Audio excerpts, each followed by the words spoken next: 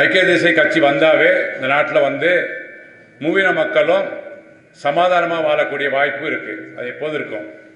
ஆனால் கடந்த 9-10 வருஷமாக இந்த நாட்டில் வந்து மிக மோசமான இனவாத முறையில் ஆட்சி செஞ்சாங்க. அந்த அரசாங்கத்தில் நாங்களும் இருந்தோம். நான் ஐக்கிய தேசிய கட்சியில் 2009ஆம் ஆண்டு வாக்கு வாங்கிட்டு மாறது சில காரணங்கள் இருக்கு. இங்கே இருந்த அமைச்சர் உங்களுக்கு தெரியும், கௌரவ பிரியதாஸ் அவர்கள் சொன்ன போல அவருக்கு எதிராக யார் போனாலும் விட மாட்டாங்க. எஸ்டி இப்போ போட்டுக்கிட்டு இராணுவத்தை வச்சுக்கிட்டு எங்களை ரோட்டில் நடக்க விடாமல் ஒரு மீட்டிங் வைக்க முடியாமல் எல்லாம் செஞ்சுக்கிட்டு தான். இப்போ எங்களுக்கு ஒரு பாதுகாப்பு வேணும். பாதுகாப்போட போனால் தான் இந்த முள்ளால் எடுக்கணும்னு சொல்லுவாங்க. அதனால தான் நம்ம போனோம். நம்ம போயிட்டு கூட முழு மனதாக ஐக்கிய தேசிய கட்சியோடு தான் இருந்தோம் நம்ம வந்து.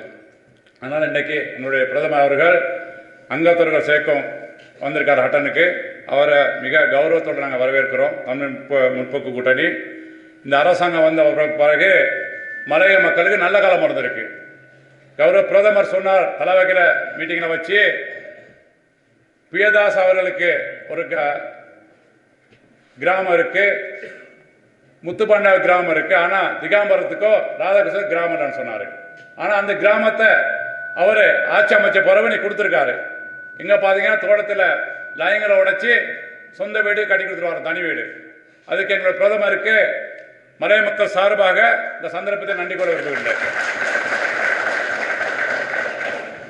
இந்த அரசாங்கம் வந்த பிறகு மூவின மக்களும் நல்லா வாழ்கிறோம், சந்தோஷமாக இருக்கிறோம்.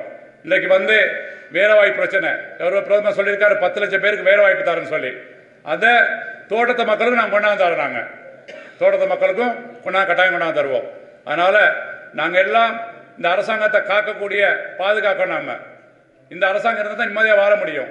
ஆகவே திரும்பியும் மஹிந்த ராஜபக்ச வந்தால் பெரிய பிரச்சனை ஆகும். அதே மாதிரி திரும்பியும் இங்கே இருந்த அமைச்சர் வந்தால் நமக்கு வீடு கிடைக்காம போயிடும். அவர் மாடி வீடு தான் கட்டுவார். அதனால் இதை நல்லா மனசில் வச்சுக்கிட்டு நம்ம அடுத்த வருகின்ற தேர்தலில் முழு நுவல் டிஸ்டில் இருக்க எல்லா சபைகளும் பிடிக்கிறதுக்கு கைப்பற்றுவதற்கு நீங்கள் தயாராக வேண்டும்.